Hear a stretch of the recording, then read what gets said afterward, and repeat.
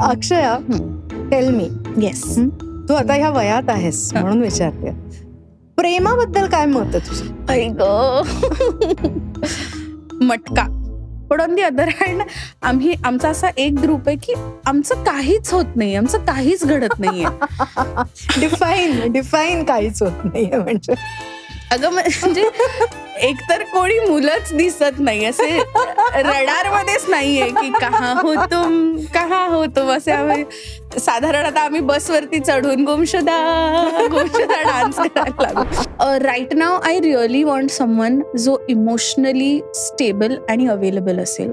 O god, I know you want a man yes who is emotionally stable and available. Okay, खतरों के खिलाडीची next contestant आहे मी, माहितीये मला. 1 वर्षानंतर मला परत एक फोन आला सावधान इंडियासाठी. So I said okay. मी काही फार विचार नाही केला, म्हटलं चांगलंच असणार म्हणून मी गेले. आणि it was about honour killing. तिथे जेव्हा मी गेले ना, त्यांचं ते मला माझ्या तोंडावर बोलले, अरे यार लेकिन ये लडकी तर सुंदर आहे. आणि त्यांनी मला काळं केलं. मग तरी त्यांचं असं मला टोन डाऊन केलं. म्हणजे त्यांनी गव्हाळ नाही किंवा सावळी नाही, त्यांनी मला असे डार्क ब्राऊन टू ब्लॅकचे जे शेड्स असतात ना, तसा मेकअप करायला लागले ते मला. त्यांचं तरी सुद्धा लेकिन अभी भी ठीकठाक दिख रही आहे. मग त्यांनी माझ्यावर स्कार्स करायला सुरुवात केली आणि मला ना ते नव्हतं आवडत. कारण इट्स जस्ट अ थिंग की तुम्हाला कोणी हक्क दिला हे ठरवायला की डार्क स्किन किंवा जाड माणसं ही सुंदर नसू शकतात.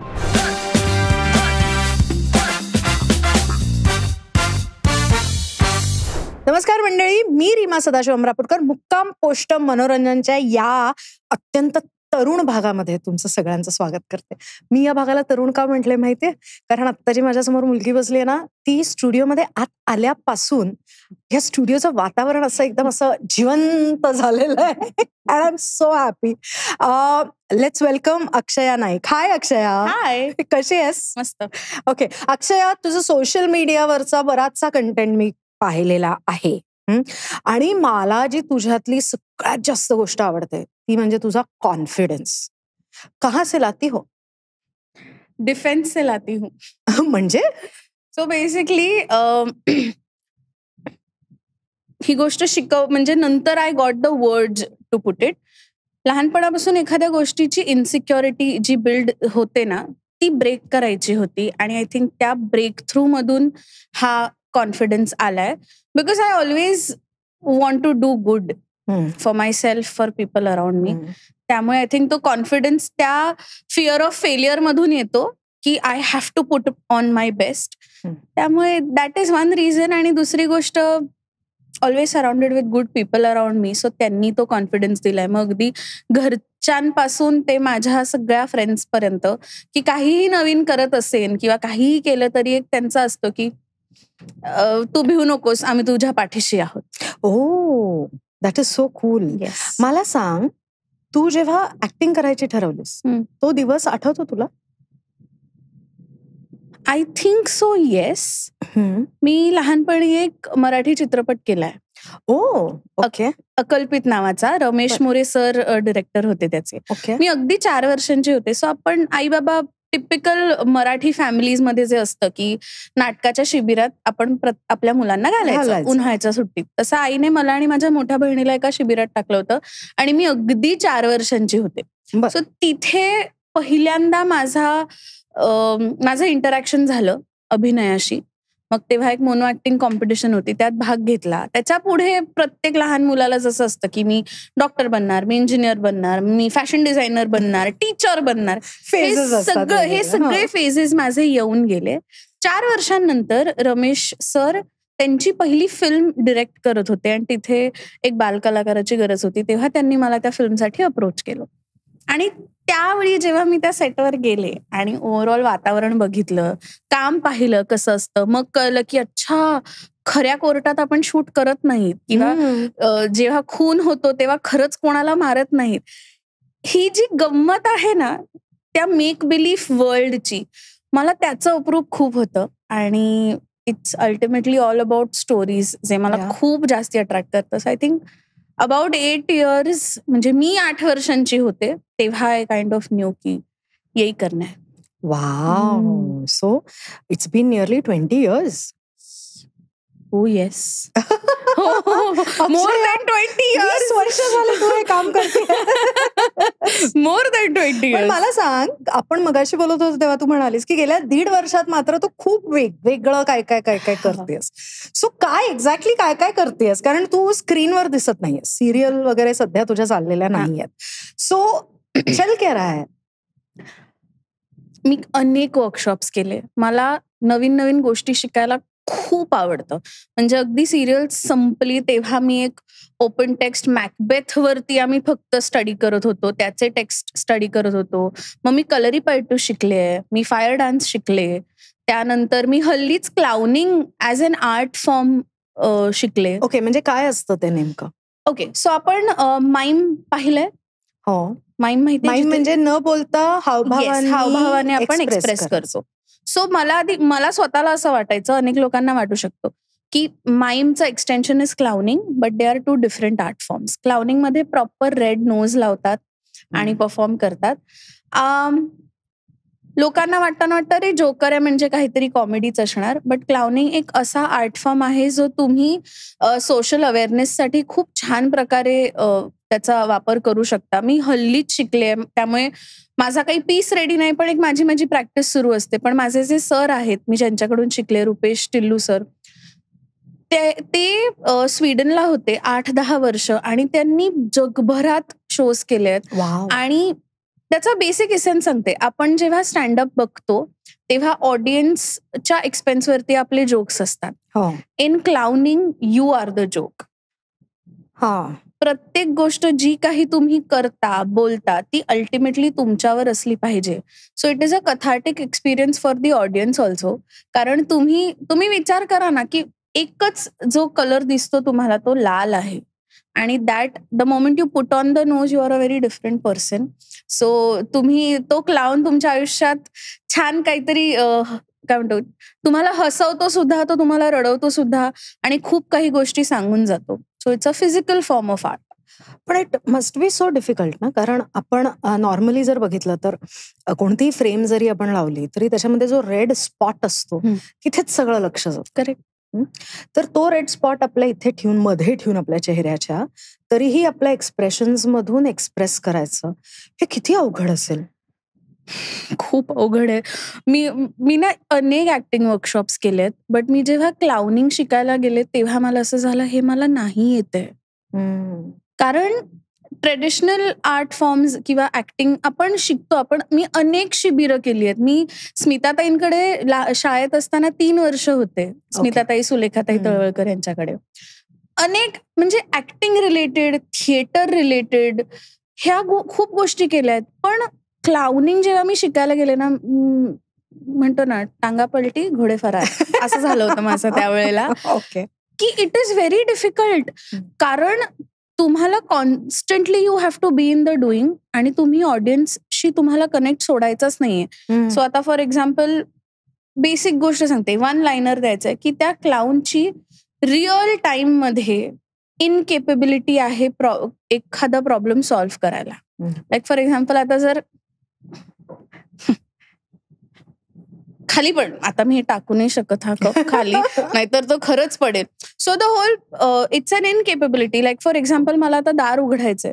सो आता मला दरवाजा उघडताना आत खेचायचं असेल तर आपण माहितीये पुश करतो, पुशच्या ऐवजी आपण पुल करतो. ते जे छोटे छोटे मोमेंट्स असतात, which is your incapability to solve a problem in real life. मग त्याच्यातून आपल्याला हसू पण येतं. एका पॉइंटला आपण जेव्हा तो प्रॉब्लेम बघतो, कित्येकदा आपल्याला असं वाटतं, अरे हा प्रॉब्लेम माझा आहे. सिम्बॉलिझम खूप आहे त्याच्यात. So this is what clowning is, and I am just in the exploration phase right now. पण पहिल्यांदा मला असं झालं होतं की हे मला येत नाहीये. त्यामुळे जेव्हा एखादी गोष्ट येत नाही आपल्याला, तेव्हा ती शिकण्याची नक्की जिद्द जास्ती असते. सो टेल मी की सिरियल ऍक्टिंग आणि क्लाउनिंग ह्याच्यामधलं जास्त अवघड काय आहे? सिरियल. मला माहिती होतं तू हे उत्तर देणार आहेस, पण तरी मी विचारलं. सो टेल मी, सिरियल ऍक्टिंग हे जास्त अवघड काय? सिरियल ऍक्टिंग असं नाही म्हणणार, पण सिरियल किंवा एखादा टेलिव्हिजन शो करणं हे खूप कठीण आहे. आणि हे बरेचसे ऍक्टर्स ना मला माहिती आहेत, जे आता नवीन जे एस्पायरिंग आहेत, किंवा बऱ्याच ऍक्टर्स असं असते आम्हाला सिरियल नाही करायची आहे, किंवा आम्ही OTTच करणार, आम्ही फिल्म्स करणार, सिरियल नाही करणार. पण पर्सनली मला असं वाटतं प्रत्येक ऍक्टरने एकदा तरी कमीत कमी ना 3 महिन्यांसाठी सलग सिरियल केलीच पाहिजे. Because it tests you on all the levels, physically, emotionally, mentally, socially, सगळ्या लेवल्सवर तुम्ही टेस्ट होता. कारण 12 तासाची शिफ्ट असते. कुठल्याच इंडस्ट्रीमध्ये 12 तास काम करत नाही. फक्त आपल्या इंडस्ट्रीत इतके तास काम होतंय. तुम्हाला 12 पैकी कमीत कमी 8 तास तर तुम्ही उभे असणार आहात सेटवरती. Your body has to support you. So of course yes, हे जे नोशन आहे की अरे ऍक्टर आहे तर काय डाएट करतात किंवा जिमलाच जातात, ती गरज आहे ऍक्टर्सची. We have to do it. बरेच जण म्हणतात अरे इसको तो क्या लाली लिपस्टिक करने कोई मागता, हे बोलतात का पार्लरला जातो, हेअर स्पा करतो. बट जर एखादा ऍक्टर किंवा ऍक्ट्रेस सोसायटल नॉर्म्स प्रमाणे अपिलिंग नसेल, फेस व्हॅल्यू नाही तुम्हाला चांगली दिसली, तर तुम्हीच नावं ठेवणार आहात. Of course. So as an actor खूप गोष्टी असतात करायला. आणि सिरियल मला जास्ती असं वाटतं कठीण आहे, कारण एका दिवसात 12 तासाची शिफ्ट, त्यात कमीत कमी तुम्ही 10 सीन्स करताय. My god. 10 scenes from 5 different episodes having 8 different moods. हे तुम्ही कसं स्विच करणार सांगा? आपण थिएटर करतो, आपण नाटक करतो किंवा फिल्म करतो, ह्या वेळेला आपल्याकडे तेव्हा वेळ असतो, OTT आणि ग्राफ असतो. आपल्याला माहितीये की आपलं कॅरेक्टर कुठून कुठे जाणार आहे. सिरियलमध्ये आपल्याकडे एका वेळेला 2 ते 3 स्क्रीन प्ले येतील, मॅक्सिमम काही गडबड असेल तर 5 स्क्रीन प्ले पाठवेल चॅनल तुम्हाला, पण कुठून कुठे जाणार आहे हे नाही माहित. किंवा स्क्रीन प्ले आला असेल, तुम्हाला आज फक्त त्यातले 4 सीन झाले. त्यामुळे तुमचं वर्किंग इज अ लॉट. आणि टेलिव्हिजनचे ऍक्टर्स खूप मेहनत घेतात. लोकांना दिसताना इंस्टाग्रामवर फक्त मेकअप रूम मधले रील्स दिसतात, पण त्यांना हे दिसत नाही की एक ऍक्टर 1.5 तास प्रवास करून सेटवर आल्या आल्या त्याच्यासाठी चहा किंवा कॉफी नाही येत, पहिला एडी येऊन सांगतो मॅम आजचा बंच.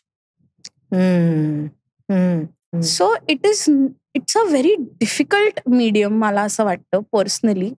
बट मी हे म्हणेन की प्रत्येक ऍक्टरने कधीतरी ऍट अ स्ट्रेच टेलिव्हिजन करावं, तिथे तुमचे खरे स्किल्स दिसतात. मी सौरभ सचदेवा माहितीये, मी त्यांची स्टुडंट आहे, मी त्यांना असिस्ट करायचे. आणि त्यावेळेला मी 2-3 टेक्निक्स छान शिकले. मी त्यांच्याबरोबर नाटक करत होते आणि माहिती होतं की वर्किंग, मग मी माझी स्क्रिप्ट घेऊन बसायचे, मग माझा कॅरेक्टरचा, माझी ॲटिट्यूड लाईन काय आहे, मग माझा इमोशनल ग्राफ काय, हे सगळं वर्किंग करायची आपल्याला सवय असते ना नाटकात. हे सगळं करत होते. मग आलं माझ्या पत्रात सुंदरा मनामध्ये भरली. सेम आता पहिले 10 एपिसोड्स तर सिरियल सुरू व्हायच्या आधी पहिले 10 एपिसोड्स माझ्याकडे आले होते. सो 10 एपिसोड्सची तयारी मी लॉकडाऊन मध्ये माझी करून गेले होते. चोख पाठांतर, ग्राफ काय, हे काय ते काय, हे सगळं करून गेले. 11व्या एपिसोड पासून करणार काय, थांबलोय आम्ही, सीनच आला नाही. चलो चलो चलो चलो आगे आगे आगे सीन. म्हटलं सर स्क्रिप्ट, अरे देतो ना तुला, सेटवर सीन देतो. कित्येकदा असं होतं की टेक्निकल इश्यूज होतात, किंवा तुम्ही सेटवर जाता आणि तुमच्या हातात फोनकट येतो. कोणाला फोनकट, कशासाठी केलाय, आधी काय झालं, मग काय झालं, ह्या गोष्टी काय द्यायची, काही समोरच्या व्यक्तीचं काय शूट झालंय हेही माहित नाही. म्हणजे आपण ते इमॅजिन करायचं. ह्या इतक्या सगळ्या गोष्टी होतात. तेव्हा तुम्ही, मला पर्सनली वाटतं की तुम्ही कितीही टेक्निक्स शिका. मी स्वतः पण अजूनही शिकते, I am not denying that. पण जेव्हा तुम्ही टेलिव्हिजन करता तेव्हा ती टेक्निक अप्लाय होते की नाही हे तुम्हाला कळणार. कारण you are put in a crisis situation. बरोबर. So again circling back to your question, television कठीण आहे की क्लाउनिंग? तर टेलिव्हिजन डेफिनेटली. कारण क्लाउनिंग अगेन तुम्ही तुमच्या पेसनी ते करू शकता. ऍब्सोल्युटली. त्याच्यासाठी प्रॅक्टिस करून मग तुम्ही जाऊ शकता स्टेजवर, जे काही आहे ते.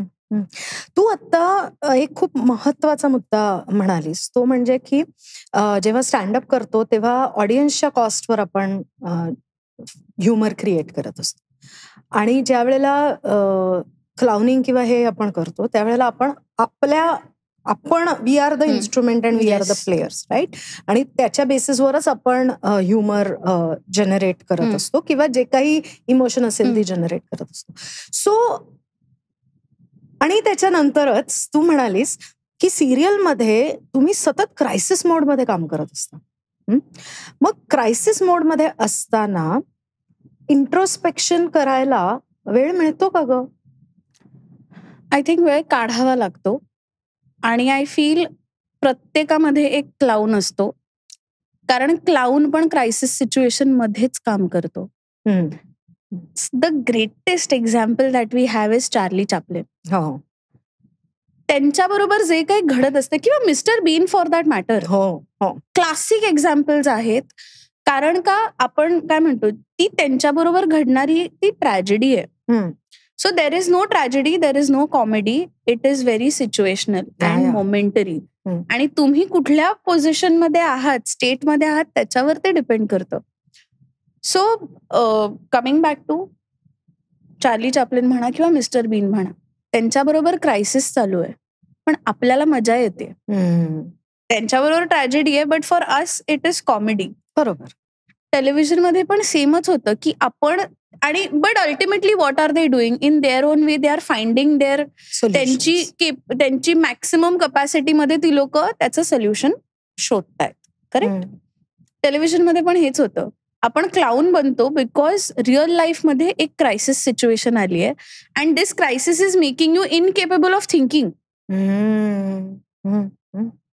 मग आपण आपला स्वतःसाठी वेळ कसा काढावा, इंट्रोस्पेक्ट करणं खूप गरजेचं आहे. आणि हे मला आता माझी सिरियल संपल्यावर रिअलाइज झालंय की you have to take 10 to 15 minutes out every day स्वतःसाठी, सकाळी आणि रात्री, की बाबा आज काय घडणार आहे किंवा माझा दिवसाचं इंटेन्शन काय आहे आणि बाबा आज दिवसभरात काय घडलं हे जाणून घेणं पण तितकंच महत्वाचं आहे. कारण ऍक्टर्ससाठी जेवढी फिजिकल हेल्थ महत्वाची आहे, ऍक्टर्स नाही म्हणणार मी, आर्टिस्ट म्हणेन मी, तेवढीच मेंटल हेल्थ खूप गरजेची आहे असं. राईट. आणि अनदर व्हेरी इम्पॉर्टंट थिंग जी आर्टिस्टच्या बाबतीत असतं, म्हणजे स्पेशली जे टेलिव्हिजनवर असतात, फिल्म्समध्ये असतात, की ते लोकांच्या नजरेसमोर असतात. तू जे म्हणालीस की आम्हाला मेंटेन करावंच लागतं स्वतःला, त्याच्याशिवाय पर्याय नाहीये. आणि दॅट इज ट्रू की कॅमेरा समोर नसताना सुद्धा जर तुम्ही कुठे दिसलात, आता तू किराणा मालाच्या दुकानात गेलीस किराणा माल विकत घ्यायला, तरीही तू जशी दिसतेस तशीच दिसली पाहिजेस, नाहीतर लोकांना असं वाटतं अशी राहते ही असं. सो तुम्ही जेव्हा इतकं लोकांच्या डोळ्यासमोर असता आणि स्पेशली जेव्हा सिरियल करता तेव्हा 1.5 वर्ष तुम्ही त्याच्यामध्ये घालता, एव्हरी डे तुम्ही लोकांना भेटता त्यांच्या घरामध्ये जाऊन, राईट, प्रॅक्टिकली. सो ज्या वेळेला तू सिरियल तुझी संपली तेव्हा काय व्हॅक्युम निर्माण झाला ग? टचवूड सिरियल संपल्या नाटक हातात आलं होतं. सो मी नाटक करत होते. पण जेव्हा त्या नाटकाचे प्रयोग कमी व्हायला लागले ना, तेव्हा सडनली 3 वर्ष माझं एक रुटीन झालं होतं. सकाळी 7-7:30 उठायचं, 8:30 सेट, 8:30-9 पर्यंत सेटवर पोहोचलो, 12-14 तास काम करा, घरी या. बाकी गोष्टींसाठी वेळच नव्हता. फक्त डोक्यात चालायचं की सुट्टी मिळेल ना तेव्हा मी इथे फिरायला जाणार, किंवा मी ह्या फ्रेंडला भेटणार, मी हे वर्कशॉप करणार, मी ह्या कॅफेला जाणार. हे सगळं माझ्या डोक्यात तयार होतं. पण द मोमेंट माझ्याकडे ती वेळ आली ना, जेव्हा माझ्याकडे भरपूर वेळ होतं, मी ब्लँक झाले. कारण त्या व्हॅक्युमने माझं डोकं बंद करून टाकलं. कारण सतत सवय काय होती, ब्रेनला आणि बॉडीला सवय कसली होती, कामाची. बॅक ऑफ द माइंड मध्ये होत्या गोष्टी, but suddenly now there is no work. Now what to do? There is a lot of work still to do. की मला फिरायला जायचंय, मला ह्या फ्रेंडला भेटायचंय, ही एवढी मोठी टू डू लिस्ट होती. बट तरीही वेळ नाही, माझ्याकडे वेळच नाहीये, कारण अख्खा दिवस बसून मी फक्त प्लॅनिंगच करते, कारण माझ्या बॉडीला सवय झाली आहे ना प्लॅनिंग करायची. मग त्या व्हॅक्युम मध्ये पण मी काय करते, 14 तासांचं काम नाहीये, पण माझं एक काम कुठलं फिक्स्ड होतं, विचार करण्याचं. मग आता पण बसून मी विचारच करते, अरे हे प्लॅन करायचं होतं, ते करायचं होतं. So I think that was a very difficult immediate period, की आता करायचं काय, आता आपल्याकडे करायला एवढ्या गोष्टी आहेत, आपल्याकडे करायला एवढा वेळ आहे, मग करायचं काय. माझं अल्टिमेट सोल्युशन होतं, मी बॅग भरली, मी 4 आठवड्यांसाठी गोव्याला जाऊन राहिले. वा, आमचं घर आहे तिकडे. मी खूप फिरले, खूप मासे बनवून स्वतःच जेवले, खाल्लं, प्यायले, बस. I think that is what. And I think sometimes स्वतःसाठी तो वेळ काढणं पण गरजेचं असतं. अगदी अगदी अगदी अगदी.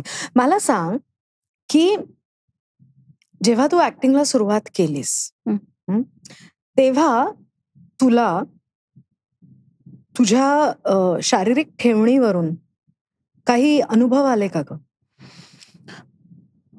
टचवूड मला चांगले अनुभव आलेत. एकच अनुभव आहे जो नॉट सो गुड होता. आधी कसे व्हॉट्सअप ग्रुपवर ऑडिशन्स यायचे की इथे हे ऑडिशन, आणि आम्ही वरळीला राहायचो. सो बाबा मला वरळीवरून अंधेरीला घेऊन आले होते ऑल द वे ऑडिशनसाठी, आणि तेव्हा मी कॉलेजमध्ये होते. सो मी सेकंड इयरला असताना माझी पहिली सिरियल केली होती. सो त्याच फेजमध्ये होते मी. बाबा घेऊन आले मला अंधेरीला ऑल द वे, आणि तिथे गेल्यावर त्याने माझ्याकडे असं बघितलं आणि नाही, वो आप लोगों के लिए नहीं है, वो लीड का ऑडिशन चल रहा है. मला असं झालं की आप लोगों के लिए म्हणजे आम्ही काय वेगळी काय म्हणतो प्रजापती म्हणून प्रजाती आहोत की काय, असं झालं होतं मला की bro what are you talking. तो बोलला नाही आप लोगों के लिए नहीं है, आणि मला खूप वाईट वाटलं होतं तेव्हा. आणि this is after I had started working.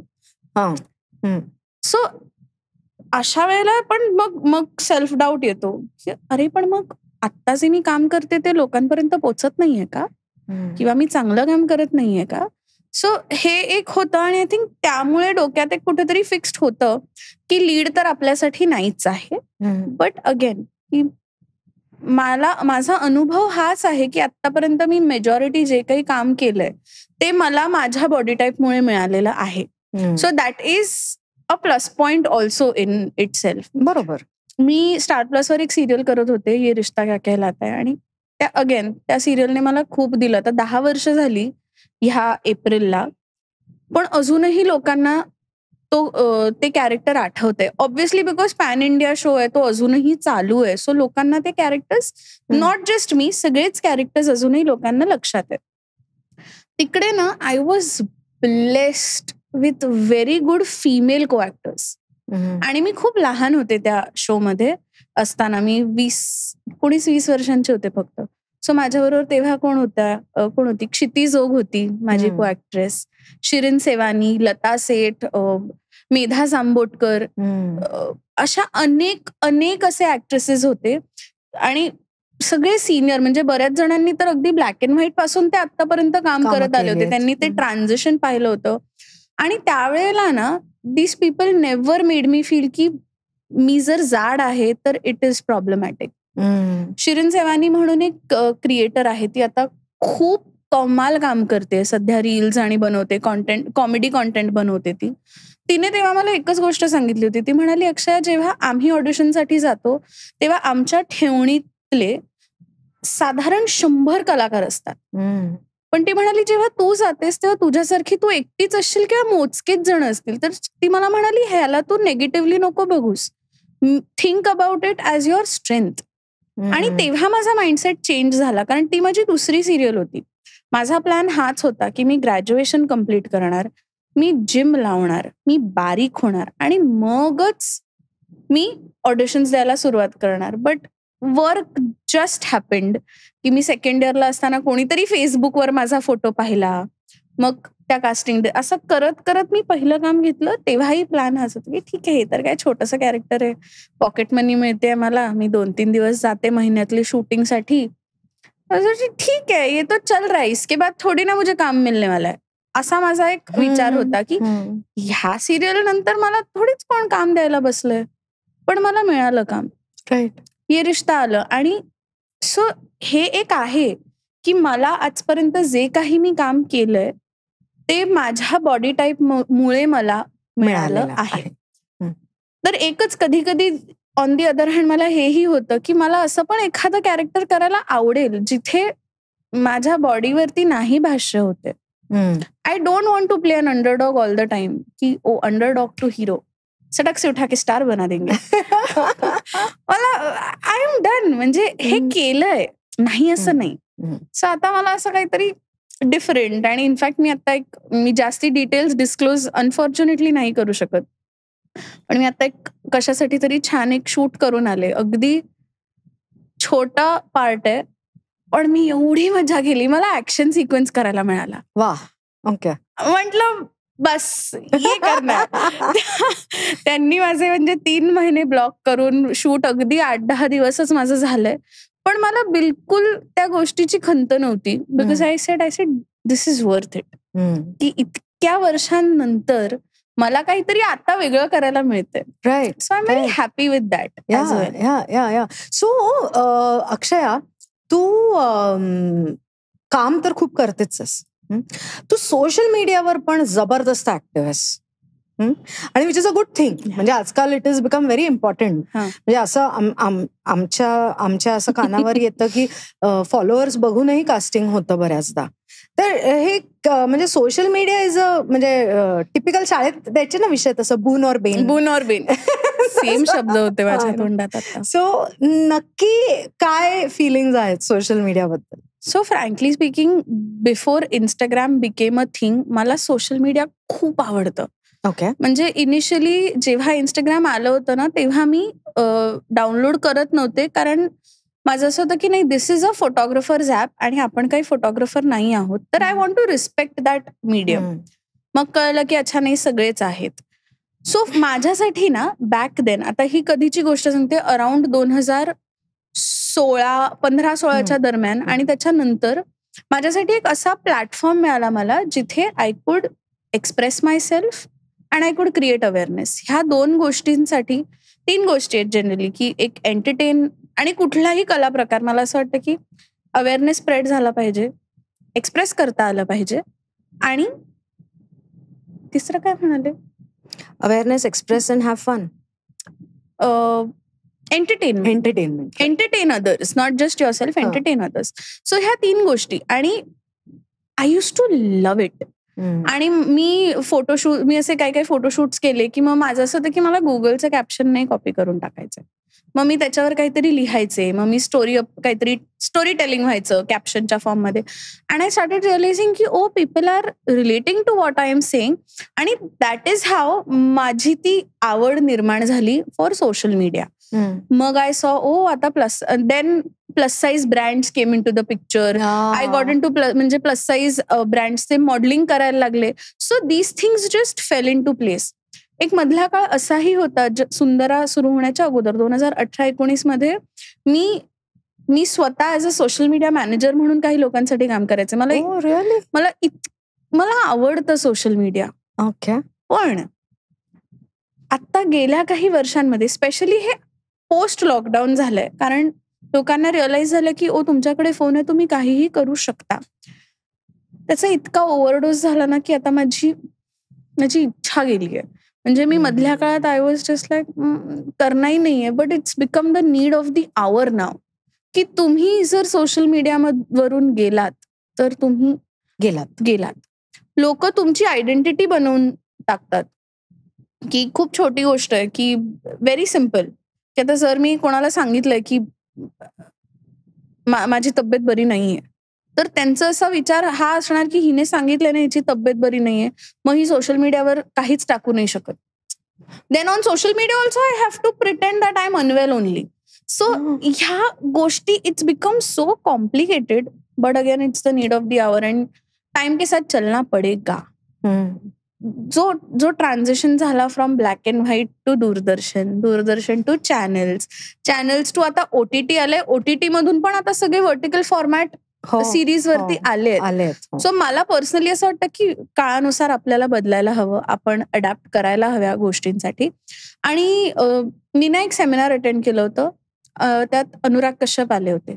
तेव्हा त्यांनी सांगितलं की ऍक्टर्ससाठी ते आले होते आणि ही सेड की आत्ताच्या काळात ही गोष्ट आहे 2019ची. सो तेव्हा ते म्हणाले की जर आत्ता ऍक्टर्स जर क्रिब करत असतील की आमच्याकडे काम नाहीये, तर त्यांनी सांगितलं प्लीज तुम्ही बॅग भरा आणि तुम्ही तुमच्या गावी परत जा.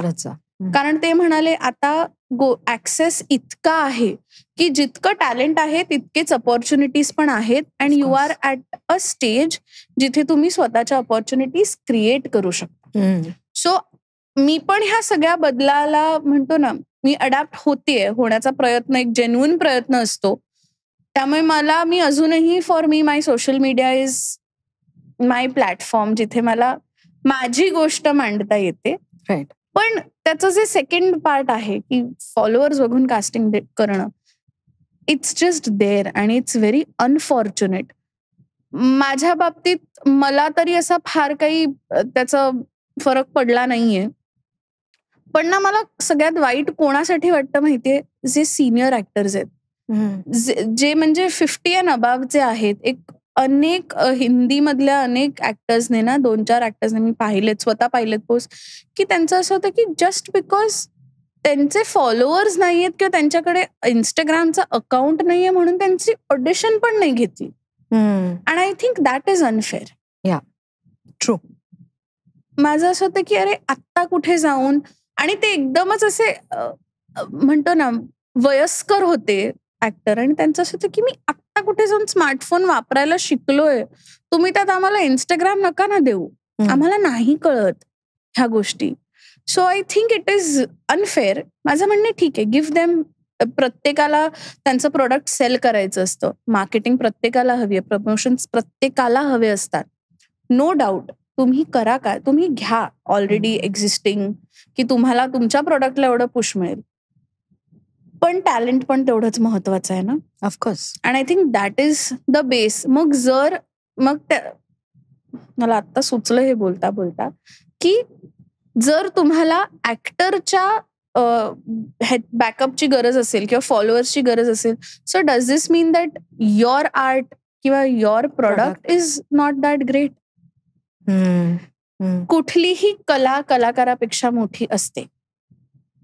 We are just the mediums. आपण फक्त प्रॉप्स आहोत त्या गोष्टीचे, माध्यम आहोत आपण. नक्कीच. सो तुमचं जे आर्ट आहे, it has to be so good की मग त्याच्यासमोर तुम्ही कोणीही ऍक्टर असले, कितीही मोठा लहान असला तरी it should be good enough. माझं असं म्हणणं आहे की फॉलोअर्स वरती तरी काम नका देऊ. राईट. त्या ऍक्टरने चांगलं काम केलं आणि हे बट ऑब्विस आहे की आता आपण दोघी आहोत, say for example auditioning for the same part, and both of us are doing decent. तर त्यातल्या त्यात मी 80 आहे, तू 70 असशील, but still if you have more followers, ते काय म्हणतील, अरे 10 काही तो फरक आहे. पण नाही, त्या 10च्या अंतरासाठी ह्या 80 वाल्या ऍक्टरने गेली 10 वर्ष अनेक train घासलीये. I didn't know if I could use the word. You could. But 10 वर्ष घासलीये, ट्रेनिंग घेतलंय, त्याच्यासाठी मेहनत केलीये. सो मग तो 10चा डिफरन्स असला तो द्या ना मग ह्या ऍक्टरला. तो बेनिफिट त्या ऍक्टरला द्या, कारण त्याच्याकडे ट्रेनिंग आहे, त्याच्याकडे स्किल आहे. इवन इफ त्याच्याकडे फॉलोअर्स नसले तरी तुमच्या आर्टसाठी ती क्राफ्ट गरजेची आहे अँड नॉट फॉलोअर्स. ट्रू. मला सांग, तू म्हणालीस की एंटरटेनमेंट, अवेअरनेस आणि सेल्फ एक्सप्रेशन या 3 गोष्टींसाठी तुला सोशल मीडिया हे माध्यम म्हणून आवडतं. अवेअरनेस कसला करत राहावा असं वाटतं तुला? कुठलीही गोष्ट ज्याच्याबद्दल तुम्ही जेन्युइनली बिलीव्ह करता, मग ती कुठलीही असेल. What is that for you? I think for me it will always be body positivity. आणि आय थिंक त्याच्यामुळेच कुठेतरी माझी सुरुवात पण झाली, कामाची का होईना किंवा सोशल मीडियाची सुद्धा. अगदी सुरुवातीला पण वेन यू आस्क्ड मी की कॉन्फिडन्स कुठून येतो, तो त्या भीतीमधून येतो of not being good enough. कारण आता ही गोष्ट मी कधीच कुठेच बोलले नाहीये, but I don't mind sharing this here. It's a good platform. आपण नेहमी बघितलंय टेलिव्हिजनवर, फिल्म्समध्ये, की हिरोईन ही एका पद्धतीची असते आणि the side kick is always fat. माझा स्वतःचा एक एक्सपिरियन्स असा होता की मी जेव्हा माझी पहिली सिरियल होती ना, आम्ही दोघी जणी होतो आणि we are best of friends. आता सुद्धा आम्ही खूप छान मैत्रिणी आहोत. पण आम्ही दोघी, मी तिच्या मैत्रिणीचा कॅरेक्टर करत होते, ती लोक मला टोन डाऊन करायचे कारण मी गोरी होते. एकतर हे एक अनसेड नोशन आहे की फॅट अँड डार्क स्किन हे कम्पॅरेटिव्हली मागे असतात, बरोबर. सो देवर लाईक की अच्छा she is fat but she is fair, she can't be fair. मला ते टोन डाऊन करायचे का, कारण मी हिरोईन पेक्षा मी गोरी नाही दिसू शकत किंवा मी तिच्या इतकी गोरी नाही दिसू शकत. Okay. And that is the reason जेव्हा when I got that opportunity, जेव्हा मी लीड करत होते ना, I use to make sure की जे माझे सगळे पॅरलेल कास्टिंग्स आहेत ना, they always looked the best. कारण I have been on that side as well. So I know this की जस्ट बिकॉज ती हिरोईन आहे किंवा जस्ट बिकॉज तो हिरो आहे, त्या दोघांना कोण देतंय आउटशाईन करायला, हे इतर कॅरेक्टर्स. बरोबर. जर आम्ही इतर कॅरेक्टर्स नसलो तर मग लीड कसे दिसणार, किंवा जर I have been on both the end, so I can talk from both the end, की जर मला ॲज अ लीड म्हणून जर शाईन करायचं असेल की मी हिरोला वाचवते, मी हे करते, मी ते करते, पण मी का करते, कारण the other characters are incapable characters, not actors. So त्यांना नाही येते म्हणून तर मला मिळतंय ना हे करायला. सो ह्या छोट्या छोट्या गोष्टी आहेत की मला असं personally, sorry what was the question? मी एवढी माझे तुला कशाबद्दल? सो बॉडी, करेक्ट, सॉरी माझे थॉट्स ना खूप धावतात. So Akshaya, tell me. Yes. तू आता ह्या वयात आहेस म्हणून विचारते, प्रेमाबद्दल काय मत आहे तुझं? आई ग, मटका. It's a gamble. I think आत्ताच्या घडीला स्पेशली मी बघतेय ना, सो माझ्या ग्रुपमधल्या अर्ध्या जणींची लग्न झाली आहेत. Touchwood, they are very happily married. We love their husband also. They are all a part of the group. पण ऑन दी अदर हँड आमचा असा एक ग्रुप आहे की आमचं काहीच होत नाही, आमचं काहीच घडत नाहीये. डिफाईन काहीच होत नाहीये म्हणजे अगं म्हणजे एकतर कोणी मुलंच दिसत नाही, असे रडारमध्येच नाहीये की कहा हो तुम असे आम्ही साधारण आता आम्ही बसवरती चढून गुमशुदा डान्स करायला लागू. एकतर ते आहे, किंवा जरी कोणी असलं तरी असं इंटरेस्टिंग नाही वाटत आहे. आणि तर हे जे काही नवीन इतके टर्म्स आले आहेत की सिच्युएशनशिप, नॅनोशिप, काय नॅनोशिप मी पहिल्यांदाच ऐकलं. नॅनोशिप इज काय बाई त्याचा अर्थ आहे? हेच की you are in a relationship but don't want commitment, असं काहीतरी. You want to have everything but commitment नाही द्यायची. सो मलाही हे काही कळत नाही. तर वी आर असं stuck is what I feel right now. आणि trust me, it is a gamble की जर एखाद्याला मिळालं. मी हेही पाहिलं की 10-10 वर्ष रिलेशनशिप्स आहेत, लग्न झालंय आणि एका वर्षात ते 6 महिन्यात लग्न मोडली आहेत. तर आत्ता मला असं खूप वाटतं माहितीये की आधी जे म्हणायचे ना 22-23 मध्ये लग्न करून टाका, ते that makes sense to me now that I'm going to turn 30. आणि खूप सिम्पल गोष्ट आहे. मला आय एम शुअर की हेही ओपिनियन मला कोणतरी सापडल्यावर मी बदलणार आहे ऑफकोर्स. बट आय फील आपलं लाईफ नाही का जिक्सॉ पझल सारखं आहे आत्ताच्या घडीला. Now we just want someone to fit into it. आता ते एज गेलंय जिकडे I will adjust and compromise and mould myself and क्लेडो नाही आहोत आता आपण. आता आपण जिक्सॉ पझल आहोत की त्यात आता फक्त तो फिक्स होणार. वुडन जिक्सॉ पझल होता की त्यात बसल्यावर असं करून ते फिक्स करावं लागणार आपल्याला. Right. So I think jigsaw puzzle आहे, गॅम्बल आहे. कसा हवाय कसा तुला मुलगा? म्हणजे what is your idea of an ideal partner? Oh my god. Again I think आपण ना लोकांना ती मुभा द्यावी की एकतर मी खूप चेंज होत जाते as a person. So me current सांगते, ही ऑफकोर्स चेंज होऊ शकतं इन फ्युचर, किंवा आधी जर कोणी मला विचारलंय तर तेव्हा माझे एक्सपेक्टेशन्स खूप वेगळे होते. Of course. Right now I really want someone जो इमोशनली स्टेबल आणि अवेलेबल असेल. Oh god. I know And it's you want too a much. man Yes. who's emotionally stable and available. Okay. खतरों के खिलाडीची नेक्स्ट कंटेस्टंट आहे मी, माहितीये मला. ओके. बर. सो हा आता ते आहे, स्टेबिलिटी हवी आहे इन ऑल फॉर्म्स, कारण ॲज अ करिअर खूप अनसर्टन आहे. हो of course. For me being an artist is very uncertain. त्यामुळे मला कोणीतरी हवा आहे की जो त्यातल्या त्यात फायनान्शियली माझ्यापेक्षा थोडं तरी स्टेबल असेल, कारण I am all about adventure. आणि मी हे नाही म्हणत आहे की तू मला, मी घरीच बसणार आणि तू मला पोस, माझं हे म्हणणं नाहीये. But I know there is a very high possibility of me going into a slumber, आणि मी पडू शकते. तर बाबा आता कोणीतरी मला धरावं, बस एवढंच आहे माझं, की I don't want to take care of anybody now. I want someone to take care of me. Oh darling, आपण किती सेम बोट मध्ये ट्रॅव्हल. मला सांग की ऍक्टिंग व्यतिरिक्त तुझ्या काय काय आवडी आहेत? मला डान्स करायला खूप आवडतं. ओके. मला ट्रॅव्हल करायला खूप आवडतं, मला प्रचंड आवडतं. I like to cook. Then मला गाणं, म्युझिक, फिरायला जा, खायला जा, ह्या गोष्टी मला आवडतात करायला. जनरल वेल्लागिरी, टाइमपास, फ्रेंड्स बघा, म्हणजे हॉबीज किंवा अशा ह्या सगळ्यात. आणि ना फ्रँकली मला खूप गोष्टी आवडतात करायला. मग आता मी मंडाला शिकते. सो ते मला नवीन I like picking on new hobbies. मी फायर डान्स शिकले होते मध्यंतरी. म्हणजे काय असतं ते? सो स्टिक वरती फायर लावून ते करतात ना. ओ माय गॉड. मला सगळ्या नवीन गोष्टी ट्राय करायला खूप आवडतात. So basically you like playing with fire. म्हणजे तुझे फ्लावर नाही, fire.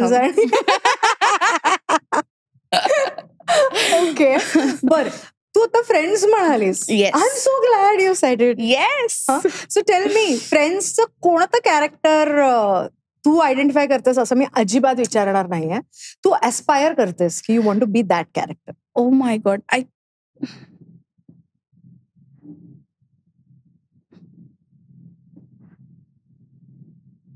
Think I am a little of everyone already. Okay. आणि मला असं वाटतं प्रत्येकामध्ये 6 जण आहेत आणि तुम्हाला ते 6 जण प्रत्येकामध्ये दिसणार. But I think I will still aspire to be Joey. How you doing? आणि मग नंतर सो जोई, बिकॉज आय थिंक तो प्रचंड, म्हणजे he is always there for his friends. So I think actually aspire पण नाही म्हणणार, I am in general I am there for them. He is quite sorted ना जोई. त्याचे फ्रेंड्स आणि फूड ह्या 2 गोष्टींना घेऊन जे जोईचे प्रायोरिटीज आहेत ना, आय लव्ह इट. की Joey is an actual friend. I think right now, if you ask me, I would aspire to be Monica, because stability आहे, तिला घर पण जरा बघायचंय, she is good at her work also, career choices पण तिचे थोडे सॉर्टेड आहेत. So I think I would aspire to be a Monica, so that मला चॅन्डलर मिळेल. Oh my God.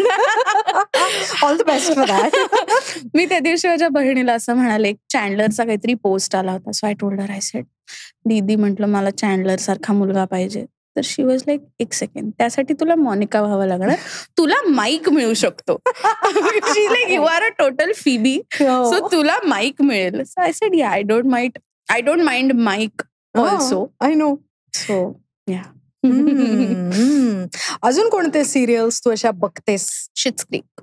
Okay. It's हल्लीच सुरू केलंय मी शिट्स क्रीक बघायला. But again fun. ते 4 जे कॅरेक्टर्स आहेत, प्रत्येकाचे कॅरेक्टर म्हणजे the father is a walking talking green forest. Johnny Rose म्हणून जे कॅरेक्टर आहे. मग मॉयराला बघून मला असं वाटतं, जी the mother basically, when I see her I feel प्रत्येकाचे आपल्या आईबरोबर काही ना काहीतरी एक आपली नोकझोक चालूच असते. मी जेव्हाही मॉयराला बघते मला असं वाटतं की I have the best mother in the world. आणि जे दोन्ही सिबलिंग्स पण आहेत ना, त्यांचा character graph is beautiful. So it's a nice family dynamic that we get to see. So Schitt's Creek आहे. हल्लीच मी अडॉलसन्स पाहिलं. Oh yeah, how did you find it?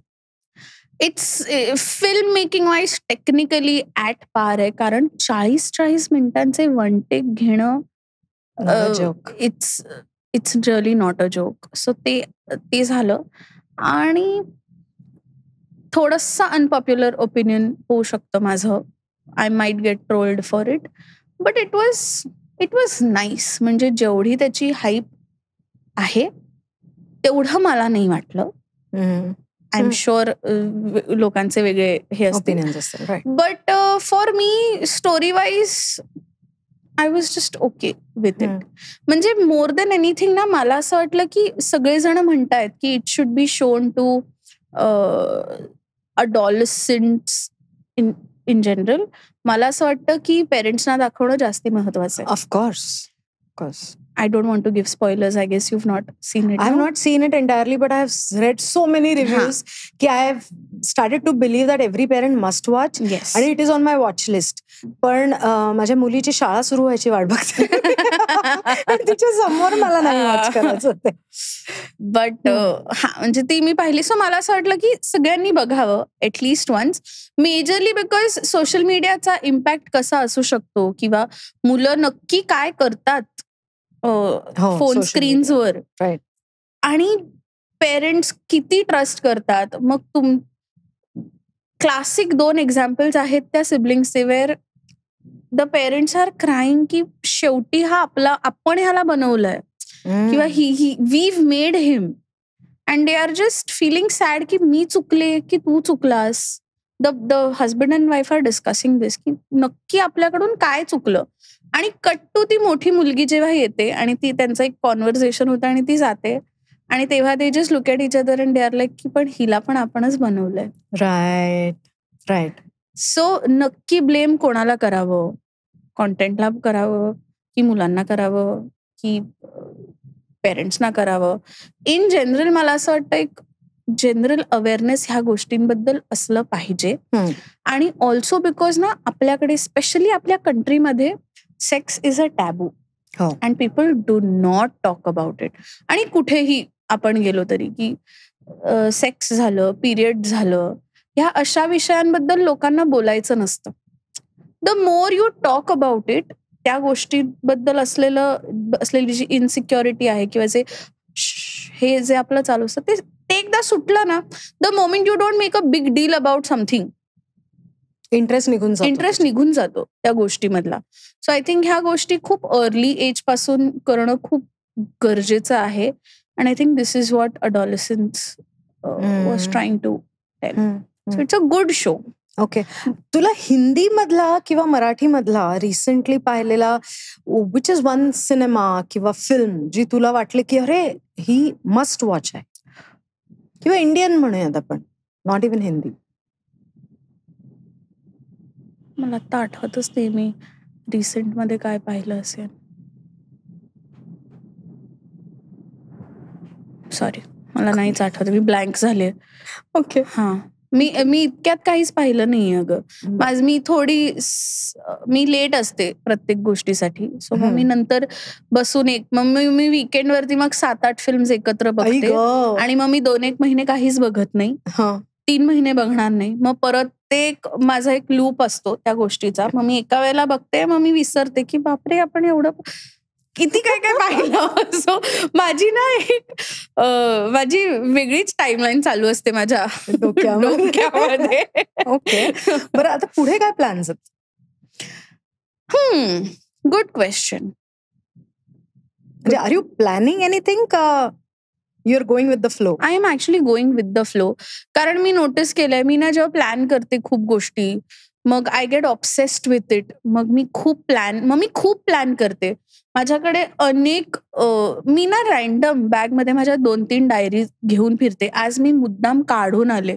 म्हटलं मला गरज नाहीये, आज मी जाते फक्त इंटरव्ह्यू करून, एक मीटिंग करून घरी जायचंय, गरज नाहीये. मी घेऊन जाते, सुचेल सगळीकडे मी लिहित बसते. मग की हे करायचंय, मग ते करायचंय, आणि मग इव्हेंच्युअली काही होत नाही त्याचं. सो आय हॅव डिसाइडेड की I know what I want to do, but let me take one thing at a time. आता मी खूप शिकून झालंय माझं गेल्या 1-1.5 वर्षामध्ये.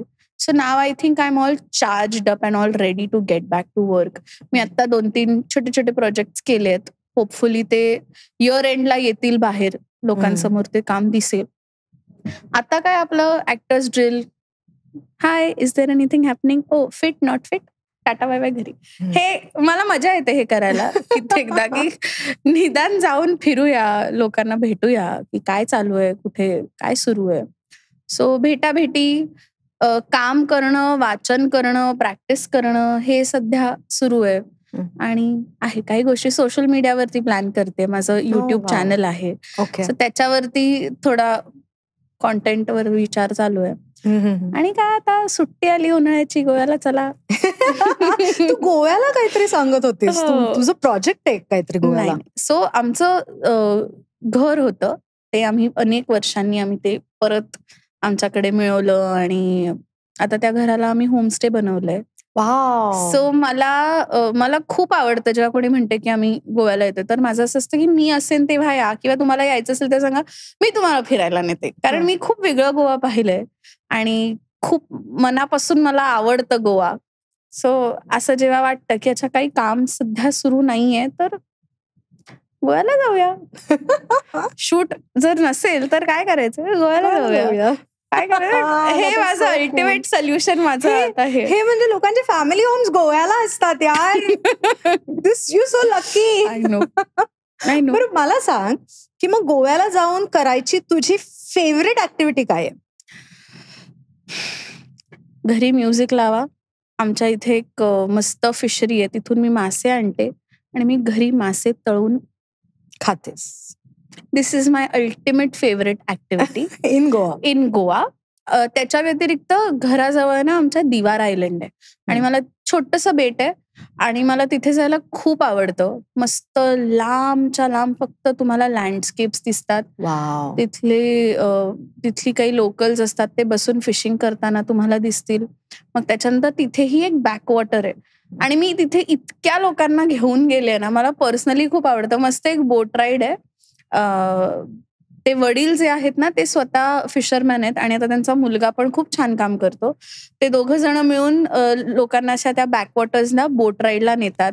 मग तिथे बर्ड वॉचिंग करतो आम्ही. मग मी मगरी पाहिल्या आहेत, आणि अशा 12-14 फुटाच्या, माहितीये, मोठ्याच्या मोठ्या. सो तिकडे क्रॉकोडाईल स्पॉटिंग करायला मिळतं. मग एक बॅट आयलंड आहे दिवार आयलंडला, त्या बॅकवॉटर्सच्या इथे. त्या एका बेटावर ना 3.5 ते 4 लाख फक्त वटवाघूळ आहेत. फक्त वटवाघूळ. आणि वेन यू पास, ती बोट जेव्हा तिथून जाते तेव्हा आवाज येतो. सो तो सांगत होता, त्याचं नाव अक्षय वोळवळीकर का असं तरी त्याचं नाव आहे, एम सॉरी विसरले. सो अक्षय सांगत होता की ज्यावेळी ते सगळे बाहेर पडतात ना, त्या साधारण 1.5 तास लागतो ते बेट रिकामं व्हायला. इतकी वटवाघूळ आहेत त्याच्यात. म्हणजे 1.5 तास ते बाहेर पडतच? हो, म्हणजे if they have to evacuate that place, 1.5 ते 2 तास लागतात ते पूर्ण बेट रिकामं व्हायला. माय गॉड, लाखात वटवाघूळ आहेत, आणि तुम्ही त्याला एक चक्कर मारता. मग सो मला तिथे पर्सनली जायला खूप आवडतं. मग ते काही फिशिंग टेक्निक्स सांगतात. मग एकदा मी आईबाबांना घेऊन गेले होते तिथे, तर आम्ही म्हणजे मासे आणि पकडले होते त्या बॅकवॉटर्सला. सो माझी ती एक फेवरेट जागा आहे, आणि तिथेच जाताना फेरीने जावं लागतं तिथे. सो त्या फेरीच्या अलीकडे मस्त एका बाजूला मागे शेत आहे, मोठमोठी झाडं आहेत, आणि समोर पाणी आहे. मग माझी बहीण आणि मी दोघी तिकडे जातो, मस्त बसतो, पट्टा टाकतो, आणि मग घरी येतो. ओके. आता म्हणजे तू 20 वर्ष झाले तू हे काम करतेस. असं काही काम आहे की जे तुला असं वाटतंय की यार हे नको होतं करायला? हा, एक छोटंसं काम होतं ते. मी आजपर्यंत ना सावधान इंडियाचे 2 एपिसोड्स केले. पहिली जी मी स्टोरी केली, इट वॉज ब्युटिफुल. म्हणजे त्यात ना फार भीषण लिहून आलं होतं की कशा प्रकारे तिला मोलेस्ट करतात, आणि मी घाबरले. एक तर ते मथुराला शूट होतं, पहिल्यांदाच आउटडोर शूट आलं, तर मी त्यांना म्हटलं मी माझ्या आईला घेऊन येईन बरोबर. ते म्हणाले हो ओके. आई आणि मी बसून सगळं वाचत होतो स्क्रिप्ट. सो आई पण टेन्शनमध्ये आली की हे असं काय करणार. But the director was fabulous. त्यांनी खूप छान शूट केलं आणि it was a very good experience, very good experience. 1 वर्षानंतर मला परत एक फोन आला सावधान इंडियासाठी. So I said okay. मी काही फार विचार नाही केला, म्हटलं चांगलंच असणार म्हणून मी गेले. आणि it was about honour killing that episode. But I was like ठीक आहे, लेट्स गो फॉर इट. तिथे जेव्हा मी गेले ना, ते मला माझ्या तोंडावर बोलले, अरे यार लेकिन ये लडकी तर सुंदर आहे. आणि त्यांनी मला काळं केलं. मग तरी त्यांचं असं मला टोन डाऊन केलं. म्हणजे त्यांनी गव्हाळ नाही किंवा सावळी नाही, त्यांनी मला असे डार्क ब्राऊन टू ब्लॅकचे जे शेड्स असतात ना, तसा मेकअप करायला लागले ते मला. त्यांचं तरी असं लेकिन या बेबी ठीकठाक दिख रही आहे. मग त्यांनी माझ्यावर स्कार्स करायला सुरुवात केली आणि मला ना ते नव्हतं आवडत. कारण इट्स जस्ट अ थिंग की तुम्हाला कोणी हक्क दिला हे ठरवायला की डार्क स्किन किंवा जाड माणसं ही सुंदर नसू शकतात. म्हणजे देवर एक्सपेक्टिंग की अच्छा जाड मुलगी कोणतरी येणार म्हणजे ही नॉट सो गुड लुकिंगच असू शकतं. हे who are you to decide. But unfortunately तेव्हा I was very young. I was I think 21-22 असेल मी. इन जनरल इंडस्ट्री कशी फंक्शन करते किंवा काय हे माहीत नव्हतं. माझी खूप इच्छा झाली होती की मला तो सेट सोडून जायचं होतं. तेव्हा मला नव्हतं काम करायचं. बट ते नेचरमध्येच नाहीये की आलंय तर आता सेट सोडून जावं किंवा काय. सो ते केलं. मला माहितही नाही की तो एपिसोड कुठे आहे, मी कधी बघितला सुद्धा नाही. मग त्याच्यानंतर त्याचे बरेच म्हणजे आम्ही एक दिवस शूट केलं, मग 10 दिवसांनंतर मग परत रिशूट आलं त्याचं. So it was a very, माझा खूप मूड ऑफ झाला होता ते केल्यावर. So that is just one work which I regret doing it. But ठीक आहे. पण अशा काही ऑफर्स येतात का की ज्या नुसते ऑफर ऐकून पण असं वाटतं की no I don't want to do this? एकदा असं झालं होतं. Same thing. 22-23 वर्षांचे होते मी. सो त्यांनी मला फोन केला. मला म्हणाले हिंदी सिरियलसाठी आहे, लीड आहे, तर would you be interested? So I was like wow. I said lead आहे, वाय नॉट. म्हटलं हो चालेल. मग त्यांनी दुसरा बॉम्ब टाकला की तुम्हाला 8-9 वर्षांचा मुलगा असणार आहे. So I said but I am 22. आणि आय न्यू की तेव्हा मी नसती वाटले. आता मी वाटूही शकते. मला असं होतं की नाही नाही आप देखो ना हम साडी वाडी पहना देंगे आपको, असं म्हणाले ते. किती सोपं असतं. हो. म्हटलं ओके. मी मनात म्हटलं मी फॅन्सी ड्रेसला ते लहान मुलांना साडी नेसवतात तशी दिसणार. But I didn't say anything. I said okay. I said ठीक आहे, बरं अजून काय. मग त्यांनी मला सांगितलं की त्याची कॉन्सेप्ट अशी होती की तो मुलगा बाबांना म्हणतो की मम्मी मोठी है तो हम नई मम्मी लाते हैं. ओके. सो मी ते ऐकताच मला असं झालं होतं की मला नाही करायचंय. मला इन्स्टंट माझं असं होतं की नाही. म्हणतो अरे नहीं कर दे दो ना, ऑडिशन तो दो, अच्छा है, अच्छा पर डे मिलेगा, आपका चॅनल से रेकमेंडेशन आहे, असं बिसं त्यांनी मला सांगितलं. सो मी त्यांना म्हटलं की मी त्यांना बोलले, म्हटलं नो आय एम सॉरी, म्हटलं मला एवढ्या मोठ्या मुलाची आई नाही व्हायचंय, असं म्हणून मी ठेवून दिलं. मग माझे काही कलिग्स होते, त्यांच्याशी मी बोलत होते. तेव्हा त्यांनी मला सांगितलं की अगं अक्षय असं कधीच करायचं नसतं. आलं ऑडिशन की द्यायचं, विच इज राईट ऑल्सो, की मग तुम्ही कुठलंही कारण द्या त्यांना न करण्यासाठी. पण तिचं असं होतं की तू आउटराईट नाही नव्हतं म्हणायला पाहिजे, ऑडिशन तरी द्यायचं होतं. पण माझी इच्छाच नव्हती, माहितीये का. मला खूप असं कसं तरीच झालं की नाही, I don't believe in this. विषयच म्हणजे एनजी नाही.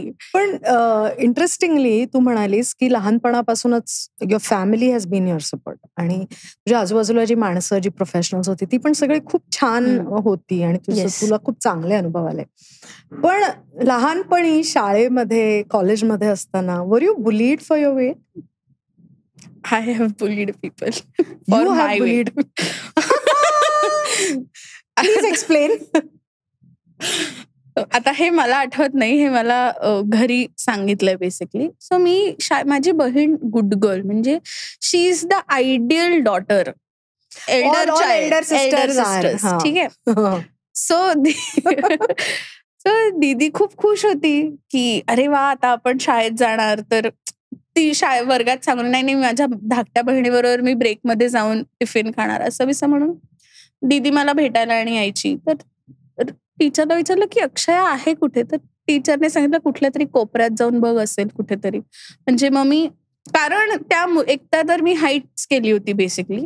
एका मुलीने मला मोठी असं काय जाडी असं काहीतरी ती म्हणाली, तर मी तिच्या डोक्यात दगड घातला. मी तिला मारलं आणि हे मी घरी येऊन सांगितलं. म्हटलं ती मला मोठी म्हणाली म्हणून मी तिला मारलं. तर आईने मला आउटराईट सांगितलं. आई म्हणाली तुझी कंप्लेंट आली, मी येणार नाही, जी काही शिक्षा असेल ती तुझी तू बघायची आणि मी दीदीला पण पाठवणार नाही बोलायला, जे काय असेल. तर त्यावर मी हाईट्स अशी गेली. मी म्हंटल पण ती कंप्लेंट करूच शकत नाही. तर मी आईने विचारलं का? कारण मी तिची कंप्लेंट करून आली की ती मला मोठी म्हणाली म्हणून मी तिला मारलं. तर आता ती तुमच्याकडे आली तर तुम्ही माझ्याकडे येऊ नका. So I made it very clear. त्यामुळे आय थिंक इट वॉज काय म्हणतो ते जे आला ना की I don't want to be on the receiving end, म्हणून मग a point came where I used to be all cool. आतून वाटायचं कुठेतरी की नाही कोई तो मेरे को भी देख लो वाला एक असायचं. बट ॲज सच बुलिंग मला शाळेत नाही. नंतर मी खूप शांत झाले. मग I was a very good girl obviously, because दीदी कॅप्टन होती. So I always had to be की because I love my sister, it is about nothing else. मला नेहमी असं असतं की माझ्यामुळे बिचारीला त्रास नको व्हायला. मग मी शिस्तीत राहायचे. मग शाळेत काहीच कंप्लेंट नाही. कॉलेजमध्ये तर फुल एन्थू कटलेट होते की एका पॉइंटला माझ्या सिनियर्सनेच हे मला नंतर सांगितलं होतं की आमचं असं होतं की ही मुलगी कोण आहे, she is so irritating, why is she everywhere. मी 11वीत गेले तेव्हा मी एवढी खुश होते की ड्रीम कॉलेजमध्ये मला फर्स्ट लिस्टमध्ये माझं ऍडमिशन झालंय. कोणत्या कॉलेजला होतीस? मी रुईया कॉलेजला होते. मी एकही क्लब, एकही टीम, एकही इव्हेंट असा सोडला नसेल जिथे मी जाऊन ऑडिशन दिली नसेल. मी सगळीकडे जायचे. I used to just show up and even if I get selected, मग ते सांगतात ना की ठीक आहे काही असेल व्हॉलंटिअरिंगला कुठे तर आम्ही सांगू तुला. तर मी बघायचे की माझे क्लासमेट्स 11वीतले व्हॉलंटिअर करतात आणि मी ऑडियन्समध्ये बसले असायचे. मग मी जाऊन सांगायचे मला पण जायचंय व्हॉलंटिअरिंगला. देवर जस्ट लाईक इसको सांभालो कोई तो, तिला कोणीतरी आवरा. असं हे पहिले 6 महिने माझ्या कॉलेजचं हे झालं होतं. आणि हे सगळं मला नंतर कळलं, कारण when it came to events, नंतर back to back college fest सुरू होतात ना. तर मग मी सगळ्यात पहिला इव्हेंट मी केला बॉम्बे टाइम्स फ्रेश फेस जेव्हा होतं. सो वैदेही परशुरामी माझी कॉलेज सिनियर आहे आणि ती ज्या वर्षी जिंकली होती इंडियाचं ओव्हरऑल फ्रेश फेस, त्या वर्षी कॉलेजमध्ये मी भाग घेतला होता. म्हणजे आणि तेव्हा मी काहीतरी सेकंड रनरअप का असं काहीतरी आले होते आणि ऑफकोर्स तेव्हा डान्स केला. मग त्याच्यानंतर कॉलेजमध्ये mister and miss traditional day होतं, ते जिंकले. सो तेव्हा ह्या सगळ्यांचं झालं की छायला हे तर डान्सर आहे, इसको अपने टीम में ले लो. हे मला त्या सगळ्यांनी सांगितलं. देवर लाईक आम्ही तुला टीम मधून काढणार होतो कारण आम्हाला एवढी एनर्जी नको होती. It gets a little too much कधीतरी. सो त्यांचं असं होतं की आम्ही फुल प्लॅन केला होता की आम्हाला टीम स्ट्रेंथ कमी करायला सांगितलं होतं. सो आम्ही असं ठरवलं होतं की पहिलं आम्ही तुला काढणार होतो. बट दे सेड जेव्हा आम्ही तुला परफॉर्म करताना बघितलं, आमचं असं होतं की सगळ्यांना काढू पण हिला नाही. आणि मग त्याच्यानंतर मी क्रिकेट खेळले, मग मी टग ऑफ वॉर खेळले, मग मी फॅशन शो मध्ये होते, मग मी ग्रुप डान्स मध्ये होते, मग मी डिबेटला, मग मी सगळं करायचे. मग मी कॉलेजमध्ये 12वीत असताना मी ज्युनियर कॉलेजची GS झाले. मग फर्स्ट इयरला मग मी जॉईंट सेक्रेटरी झाले. सो कॉलेजमध्ये मी सगळं केलंय. कल्ला केलाय. कल्ला म्हणजे नेक्स्ट लेवल. एकच फक्त मला खंत आहे की मला नाट्यवलय करता आलं नाही. जो रुईयाचा नाटकाचा ग्रुप होता, आणि माझं मुळात रुईयाला ऍडमिशन घेण्याचं कारण नाट्यवलय होतं. म्हणजे मी एकदा माझं ऍडमिशन झाल्यावर मी कॉलेजच्या गेटवर असं हात ठेवून मग मी कॉलेजकडे बघितलं होतं. मग मी आत गेले, मला आमच्या फोयरमध्ये एक बोर्ड दिसला होता की INT साठी ऑडिशन्स. तर मी त्या बोर्डकडे समोर बघितलं होतं आणि मी म्हणाले होते मनात की येते मी.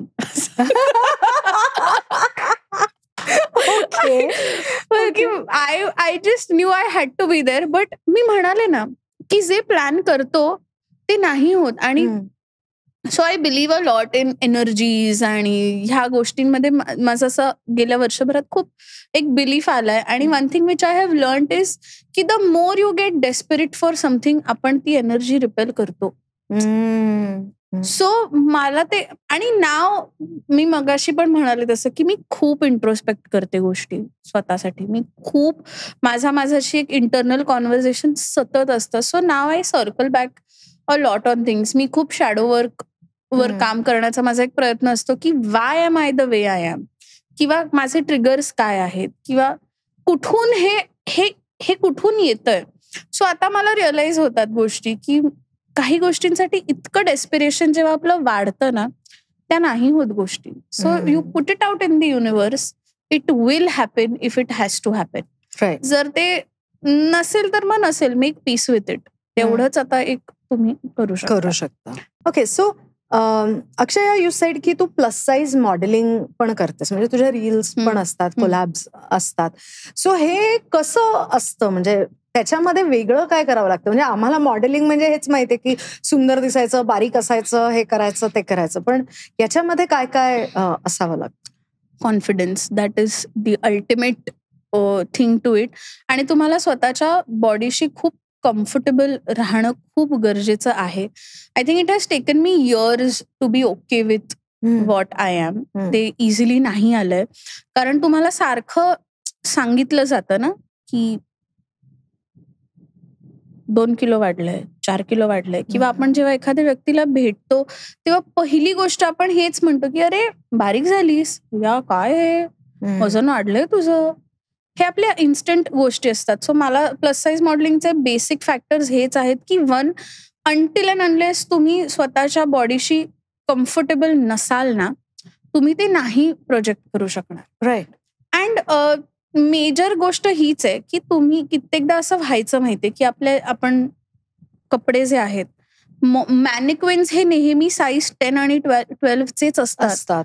सो आपल्याला कळतच नाही. पण हेच जेव्हा तुम्ही एखादी तुमच्या बॉडीला रिप्रेझेंट करणारं स्ट्रक्चर जेव्हा तुम्ही बघता ना, पोस्टरवर किंवा पॅम्पलेट्सवर कुठेही, तेव्हा तुम्हाला असं वाटतं की अरे no, I can also pull this off. I think fashion किंवा इन जनरल क्लोदिंग ना plays a very important role. हे आपण खूप खूप अंडर एस्टिमेट करतो ह्या गोष्टीला. पण मला हे रिअलाइज झालंय, मी लहान होते ना, मला कपडेच मिळायचे नाही माझ्या साईजचे. I so identified with that emotion. आणि इट स्टेड विथ मी. त्यामुळे मला आवडायचंच नाही शॉपिंग करायला, बिलकुल आवडायचं नाही. मग हळूहळू जसे जसे plus size brands came in the picture, and I started feeling की oh wow, I am getting to be a part of the story. जिथे आता ज्या लहान मुली आहेत त्यांना रिअलाइज दे हॅव ऑप्शन्स, किंवा they are able to see की oh, being if you are on a heavier side doesn't mean की तुम्हाला बोरिंग कपडेच घालायचे. ट्रू. मी लहान असताना आई बाबांचे कपडे घालायचे, कारण मला तेच फिट व्हायचं. सो मी छान दिसू शकते हा कधी विचारच आला नाही. बट आता when I am on the other side आणि मला ते करायला मिळतंय ना, तेव्हा एक कुठेतरी रिस्पॉन्सिबिलिटी असते की आपण छान दिसावं, सो दॅट समोरच्या व्यक्तीला पण वाटावं की अरे I can pull this off. Right. मला हे पण एक वाटतं की आपण अनेक ऍक्टर्सचे आणि कपडे बघून का आपण इतके मेस्मराईज होतो, कारण आपल्याला तसं दिसायचं असतं. सो मला ती जी माझी जर्नी आहे, I think that started because of Instagram. कारण मी एक छान फोटोशूट केलं होतं. मी त्याच्यावर कॅप्शन माझं असंच काहीतरी होतं की वाय. सो मी एक असा फोटो टाकला होता ज्यात असे मी पाय वाईड लेग्ड अशी बसले, साडी नेसलीये आणि मी अशी बसले होते. आणि त्याचं कॅप्शन ह्याच ग्राउंडवर होतं की मुलींना नेहमी सांगितलं जातं की असं चालायचं, असं बोलायचं, किंवा लाफलेस, स्पीकलेस, ह्या गोष्टी. सो ब्रेकिंग दोज स्टिरियोटाइप्सवर होतं. त्या म्हणजे just about being a woman I had written, but the response that I got was about being a fat woman. आणि दॅट रेझोनेटेड. आणि मला असं झालं, आपण विचारच नाही करत आहोत. आणि तिकडे कुठेतरी माझी प्लस साईज मॉडेलिंगची स्टोरी सुरू झाली, कारण ते इतकं व्हायरल झालं. Again social media is again another मटका, की काय वर्क करेल माहित नाही. I got picked up by a few brands. त्यांचं असं होतं की अरे आमचा श्रग घाला, आम्ही तुम्हाला पैसे देतो. तुम्ही पहिले 1-2 आले की आम्ही तुम्हाला काहीतरी पाठवतो, प्लीज पोज फॉर अस, किंवा तुमचा काही इव्हेंट असेल तर सांगा. मग नंतर आलं की आम्ही तुम्हाला हे पाठवू. आय सेड ओके, आणि आम्ही तुम्हाला पैसे देऊ. असं होतं की हे असं पण आहे. And then of course like it just fell in place. मग मी एक रॅम्प शो सुद्धा केला. जुना रोज म्हणून एक ब्रँड आहे, त्याच्यासाठी I got to walk the ramp for it. Lakme साठी पण एकदा रनवे साठी मी सिलेक्ट झाले, आणि नेमकं त्या दिवशी आजारी पडले, ज्या दिवशी ट्रायल्स होते का काहीतरी, and I couldn't make it. So that was my fault. But this is how things happen. But आता काय होतं माहितीये, प्रत्येक जण, आता लोकांना कळलंय, मला हे खूप इरिटेट होतं की प्रत्येक जण प्रत्येक गोष्टीवरती एक त्यांचं मार्केटिंग जे असतं ना, gimmick, everyone will talk about, launching plus size collection, sizes up to 2XL only. Oh my god, I so identify with this. मग काय, exclusive plus size options available up to 3XL and 4XL. ह्याच्या खूप कमी brands आहेत who are doing this, की going up to 10XL. आता मी मधोमध पडते की मी कधी XXL, कधी XXL, मी अशी हिअर अँड देअर मी शिफ्ट होते. बरोबर. पण आता ह्याच्यात नेक्स्ट काय, तर सगळे plus size models kept saying की आमच्यासाठी काय बनत नाही, आमच्यासाठी काय बनत नाही. एक मार्केट ते तयार झालं. मग आता there is a new market which talks about being mid sized, which is LNM. मग त्यांचं म्हणणं आहे की आम्ही मिड साईज. मला असं की प्रत्येक गोष्ट म्हणजे तुम्ही त्याच्यावर आधी क्रांती करणार, आणि मग त्याच्यावर तुम्ही पैसे कमवणार, आणि मग you will make it a marketing gimmick about everything. आणि मला खूपदा असं वाटतं की मी पण त्या रटमध्ये चालले. So I have to keep pulling myself back from. How do you do that? I talk to my sister. Best. She must be putting you on the ground. Yeah. No, I have to like constantly tell her. So she gives me a reality check on things. आणि ती मला पॅसिफाय पण करते. कधी कधी ती माझ्या डिल्युजन्स ना सपोर्ट सुद्धा करते, बिकॉज वो भी जरुरी आहे कभी कभी. बट म्हणजे मला असं वाटतं की कित्येकदा गोष्टी ज्या आपण पॅशन मधून करतो, the moment money gets in the picture, ते पॅशन कुठेतरी लांब जातं मग. And then everything becomes about money. And I think money is important. It's very important. हे मला आता रिअलाइज व्हायला लागले, जेव्हा मला EMIs भरायचे आहेत किंवा रेंट भरावं लागतं. ह्या गोष्टी समोर आल्यावर रिअलाइज होतं की मनी इज व्हेरी इम्पॉर्टंट. आपल्याला पैशांबद्दल नाही शिकवलं जात इतकं. It is important, but it shouldn't be everywhere. So मग तेच, I think in 10 years time you'll have another opinion about this. I'm sure. I'm very sure. And I'm open to changing my opinions whatsoever. मी लोकांबद्दलची पण जी माझी मतं असतात ती बदलत राहतात. आणि आय फील आपण सगळ्यांनी ना हे करणं सोडून दिलं पाहिजे, की बऱ्याच जणांना की अच्छा पण मग ती ह्या इंटरव्ह्यू मध्ये हे म्हणाली होती, मग आता हे बदलतात मतं. आणि इव्हॉल्व्ह होतात people evolve. Exactly. So I am आणि मला माझं उलट हे असतं, आय से की ठीक आहे, I would like it if you prove me wrong. मला आवडतं की ठीक आहे, मला काहीतरी नवीन, एक स्वतःबद्दल काहीतरी नवीन शिकायला मिळतं. So I am okay with doing that as well. Okay, great great. खूप मजा आली अक्षया गप्पा मारताना. पण आय थिंक आपण एक रॅपिड फायर करूयात. Okay okay. So tell me your favourite colour. Purple. Nice.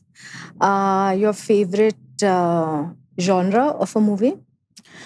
Rom-com. Okay. So which is your favorite rom-com?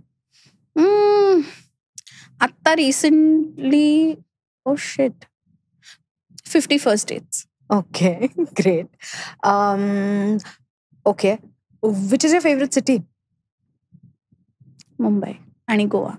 And Goa. Goa is not a city. Goa it's not a city, state. exactly. It's a state. But your house in Goa. Yeah. Okay. तुझं मुंबईमधले top 3 restaurants that you would recommend? Oh, I would recommend Prakash, Dadar for sabudana vada. त्यानंतर प्रभादेवीला hotel Ashok म्हणून एक आहे. Okay. आणि तिथे जर कोणी non-vegetarian, I like recommending food. Please. तिथे चिकन शायू नावाचं एक डिश आहे, एक स्टार्टर आहे.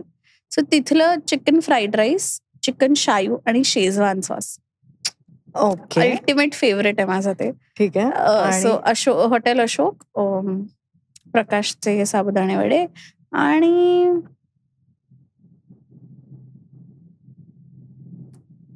I think I would say Konkan किनारा. हायवेला आहे ते? नाही, पोर्तुगीज चर्चच्या समोर. दादर. ओके, बर. ओके. तिथे पण फिश. ओ नाईस. आणि जर व्हेजिटेरियनचं रेकमेंड करायचं असलं तर म्हणाल तसं प्रकाश साबुदाणा तर एक झालं. त्यानंतर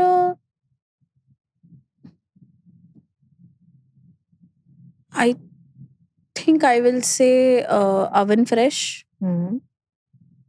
right. And I think Apurva, gold rush, Sujata. Veg साठी एवढा विचार करा. बरं मला सांग, तुझे फेवरेट क्लोथिंग ब्रँड्स? नाईस. मला एमायडिस म्हणून एक ब्रँड आहे, तो आवडतो. त्यानंतर आता रिसेंट मध्ये मी बघितलं असेल तर अरम्य, त्याचेच कपडे घातलेत आता. So that I really like the range. त्यांच्याकडे 10XL पर्यंत कपडे आहेत. सो मला असे ब्रँड्स आवडतात. हो. ब्लिस क्लबचे मला बॉटम्स आवडतात. They are really nice. Okay. आणि तुला जर असा ऑप्शन दिला की तुला हवं ते करिअर तू चूज कर, म्हणजे ऍक्ट्रेस तर तू आहेच, बाय चॉईसच आहेस, पण अदर दॅन दॅट इंडस्ट्री मधलं किंवा आउटसाइड द इंडस्ट्री ऑल्सो तू हवं ते करिअर चूज कर, वो तेरा, तर तू काय करिअर चूज करशील? I think travel film maker किंवा just a traveller. Yes. Oh, that's nice. Now we come to the last segment of it. It is called Sanavi. Okay. पूर्वी आपले पोस्ट कार्ड असायचे. सो तसं जर तुला आता post card दिलं आणि सांगितलं की लिही, तुला ज्या व्यक्तीला लिहायचंय त्या व्यक्तीला लिही, आजची, कालची, जिवंत नसलेली कोणीही व्यक्ती, त्याला तू लिही, तर तू कोणाला लिहिशील आणि काय लिहिशील?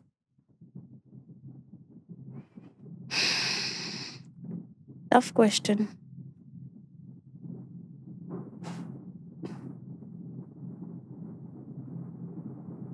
माझ्याकडे असे एक नाही, 3 आलेत सडनली असे. Okay. Choose one.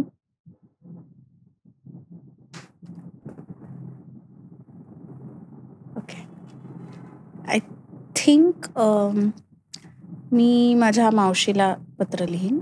She is no more. So the thing is, she was unwell for a lot of time. ती रिकवर झाली, त्यापुढे ती 2-2.5 वर्ष she was very fine and healthy. शेवटचे 5 महिने शी वॉज बेडरिडन आणि हर हेल्थ केप्ट डिटिरिओरेटिंग. आणि त्या काळात पण मी जायचे तिला भेटायला आणि मला माहित नाही काय असं झालं. बाबा गोव्याला चालले होते काहीतरी कामासाठी आणि ही सॉ की मी पण अशी थोडी लॉस्ट अशी होते. सो ते मला म्हणाले की चल आपण, मी जातोच आहे तर तू चल माझ्याबरोबर, तुलाही थोडं ब्रेक मिळेल. असं म्हणून मी गोव्याला गेले. आज आम्ही ट्रॅव्हल केलं by road and next day message आला की मावशी गेली. So I have had that guilt for a very long time. मी आत्ता कुठे जाऊन ते लेट गो केलंय through like by whatever means I could. But for a very long time मला ते गिल्ट होतं की I was not there. So माझं हे कॉन्व्हर्सेशन तिच्याशी झालंय, हे ऑलरेडी सुद्धा, म्हणजे हे मी करून झालंय. But I just want to say, पहिली गोष्ट तर मला तिला सॉरी म्हणायचंय की मी नव्हते तिच्या शेवटच्या आजारपण दिवसात, अगदी शेवटच्या 3 दिवसात मी नव्हते. अदरवाईज मला ती खंत आहे की इतके महिने होते आणि शेवटचे 3 दिवस का शेवटचे 2 दिवस मी नव्हते फक्त.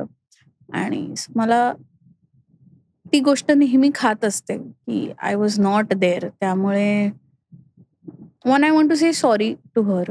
आणि दुसरी गोष्ट, I just want to say thank you. कारण तिने जी म्हणतो ना विल पॉवर होती तिची, किंवा काही गोष्टींबद्दल ती खूप ठाम होती, काय करायचंय, कसं करायचंय. आणि I think all of this comes to all of us in the family because of my nani. सो जर मला दुसरं लेटर असेल तर ते मी नानीसाठी असेल, but with my nani she is always there. सो मला वेगळं पत्र लिहायची तिला गरज नाहीये. पण मावशीला डेफिनेटली मला थँक्यू आणि सॉरी ह्या दोन्ही गोष्टी म्हणायच्या आहेत. ओके. आणि I just want to tell her की we are doing good but we miss you. Like we genuinely miss her. She was like this मोठी बॉल ऑफ एनर्जी होती ती. आणि तिचं असं होतं की मला अजून ट्रीटमेंट्स नको आहेत, मला माझ्या घरी थांबू द्या. आणि she made the best of her life that she could in whatever possible. Okay. So Akshaya, thank you so much. आणि पुढे तुझा जो प्रवास आहे, तो टेलिव्हिजन, OTT, फिल्म, जो काही असेल, जो काही तो तुला ज्या पद्धतीने करायचा असेल, त्याच्यासाठी आमच्या सगळ्यांतर्फे खूप खूप शुभेच्छा. आणि thank you so much for coming. Thank you so much for inviting me. मी आधीचे काही क्लिपिंग्स, काही व्हिडिओज बघितले होते. सो जेव्हा मला फोन आला की इथे यायचंय, so I was more than happy. Because काहीतरी वेगळ्या, म्हणजे मी आज खूप वेगळ्या गोष्टींबद्दल बोलले. मी आजपर्यंत आय थिंक 80-85% गोष्टी ज्या मी आज इथे शेअर केल्यात त्या मी कधीच कुठल्याच प्लॅटफॉर्मवर केल्या नव्हत्या. So I am really happy. So thank you so much. Yes, I loved it. मला खूप मजा आली. Thank you so much.